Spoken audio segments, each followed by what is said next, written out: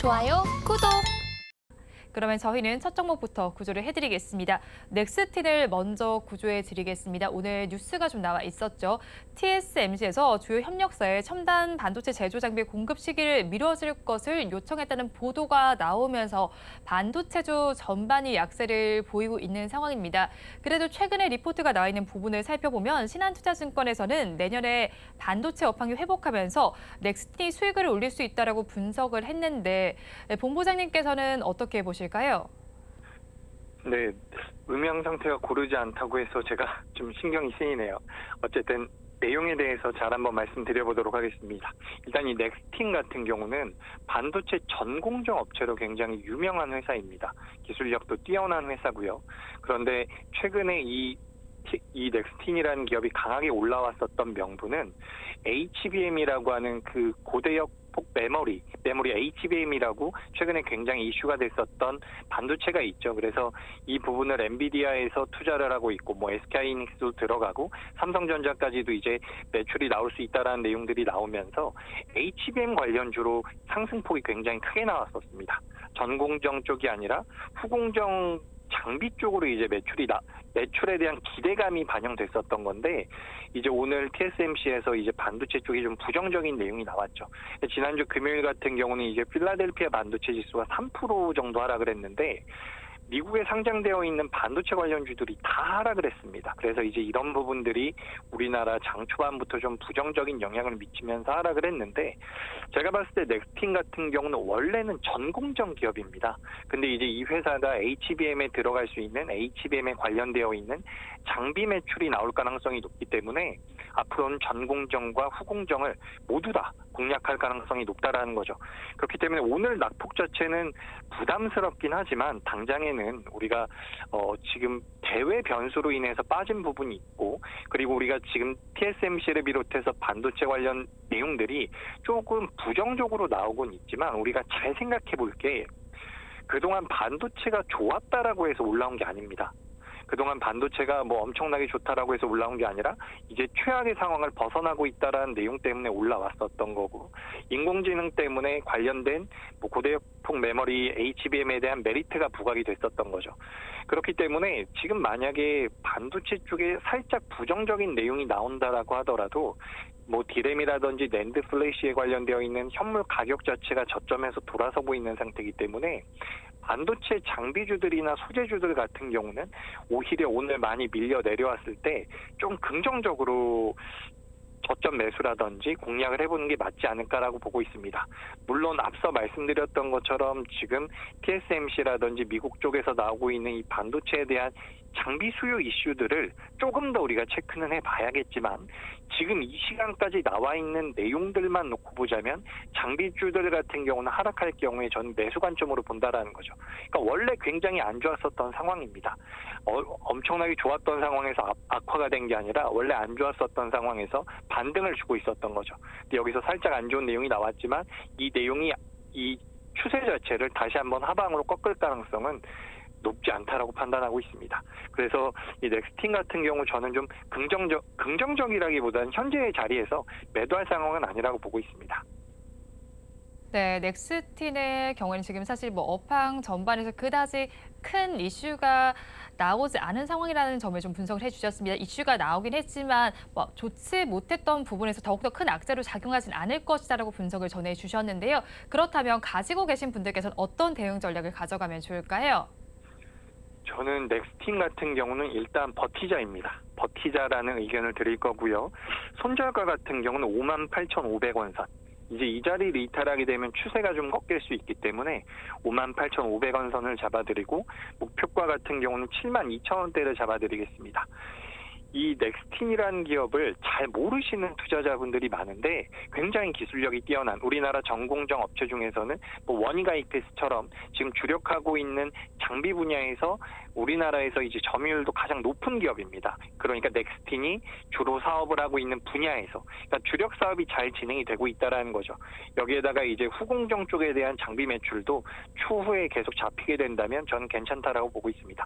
물론 지금 TSMC에서 나왔었던 그 이슈가 무언가 우리가 모르는 내용이 있어서 정말 이 반도체 업황 자체가 다시 한번 어그러지지 진다면 모르겠지만 그런 상황이 아니라고 한다면 반도체 쪽은 긍정적인 의견, 그리고 넥스틴 역시 버티자라는 의견 드리겠습니다. 네, 반도체 업황 자체에 대해서도 긍정적인 의견을 주셨고요. 일단 넥스틸에 대해서는 버티자 전략을 주셨습니다. 가격 전략 이어서 보면요. 손절 라인은 58,500원 잡아보시고 목표 주가 72,000원 잡아서 대응하시면 될 것 같습니다.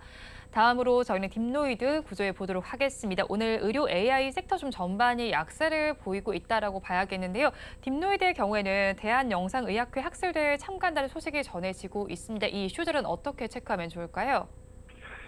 네, 딥노이드 같은 경우는 지금 제가 방금 전에 앵커님이 말씀하셨던 것처럼 지금 의료 AI 쪽으로 우리가 봐야 된다라고 보고 있습니다. 그러니까 기업 자체에 무슨 문제가 생겨서 갑자기 낙폭이 커진 것은 아니죠. 지금 관련되어 있는 종목군들, 인공지능, 그 의료 AI 의료 관련주들이 오늘 낙폭이 굉장히 크게 나오고 있는데, 뭐 지금 아래 꼬리가 어느 정도 달렸다라고는 하지만 굉장히 강한 시세를 꽤 오랫동안 보여왔었던 업종이고 테마입니다. 그렇기 때문에 이런 종목군들 같은 경우는 성장성 자체는 유효하지만 실적이 한번 찍히는 시기가 필요하다라고 보고 있습니다. 그러니까 주가라는 것이 어쨌든 성장성을 기대하면서 한 차례 상승이 나왔다라고 한다면 그 다음에는 그 상승세에서 그 성장성 이후에 매출이라든지 영업이익이 숫자로 찍혀야 된다라는 거죠. 그래서 그 숫자가 찍혀야지만 한 차례 더 성장을 할 수가 있는데, 지금 이 AI 쪽 같은 AI 의료기기 쪽 같은 경우는 지금 한 번 정도 조정을 크게 받을 가능성도 있다라고 보고 있습니다. 그렇기 때문에 살짝 불안정한 부분도 있는데, 어쨌든 지금 흐름 자체는 딥노이드라든지 관련되어 있는 종목군들을 단번에 잘라내서 대응을 한다라기보다는 어쨌든 상승폭이 컸기 때문에 매물이 나오고 있는 상황은 맞습니다. 근데 여기서 한 번 정도는 더 치고 올라갈 가능성도 있기 때문에 한 번에 잘라내기보다는 지금 이게 한 번 더 살아날 수는 있다라는 관점을 조금은 갖고, 다만 이제 공격적인 매수는 좀 자제해야 되는 상황입니다. 딥노이드 같은 경우는 만약에 여기서 꺾인다면 낙폭이 좀 커질 것이기 때문에 우리가 좀 보수적으로 보지만, 보유하고 있는 분들 입장에서는 뭐 바로 잘라내기에는 지금까지 진행됐었던 그 강도 자체가 강하기 때문에 좀 신중을 기했으면 좋겠다라는 의견을 드리고 싶고, 만약에 이 인공지능 AI 관련되어 있는 의료기기가 전반적으로 하락하게 된다면 그때는 좀 문제가 될 수 있다라는 말씀을 드리겠습니다. 네, AI 섹터 전반의 흐름을 좀 먼저 짚어보셔야 될 것 같습니다. 그렇다면 딥노이드 가지고 계신 분들께서는 어떻게 대응하면 좋을까요? 네, 그러니까 이 딥노이드가 제가 살짝 부정적인 스탠스가 좀 있습니다.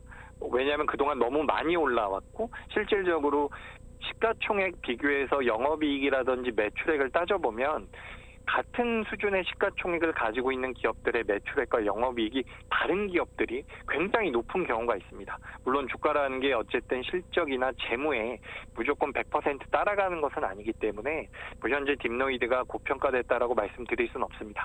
다만 이 성장성만으로 올라가는 데는 결국에는 한계에 부딪힐 가능성이 높고, 그 한계가 이제 언젠가는 시장에서 좀 부각이 될 가능성이 높은데, 지금 당장에는 어쨌든 낙폭이 큰 상태에서 아래 꼬리를 달아줬기 때문에 저는 일단은 버티자라는 의견입니다. 하지만 여기서 버틴 이후에 만약에 밀려 내려간다면, 제가 지금 이 딥노이드 같은 경우는 손절가를 23,000원대로 잡아드릴 건데, 뭐 현대라든지 자동차의 현대라든지 뭐 반도체의 삼성이라든지 이런 기업들 같은 경우는 사실 뭐 손절가를 잡고 우리가 매매를 한다라고 하더라도 이탈했을 때 뭐 보유해볼 수도 있습니다.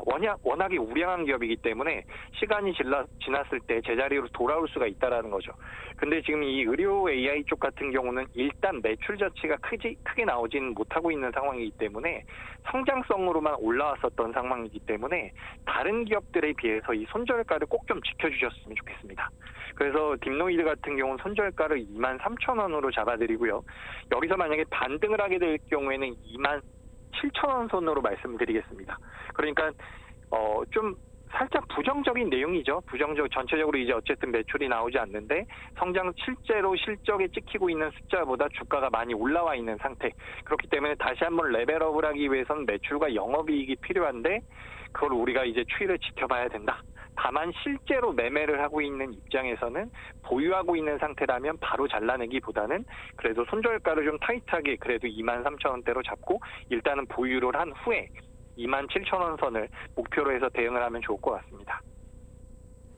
딥노이드에 대해서 일단은 버티자 전략을 주셨습니다. 손절 라인을 좀 잘 지켜달라고 말씀을 전해주셨는데요. 손절 라인은 23,000원 잡아주셨고요.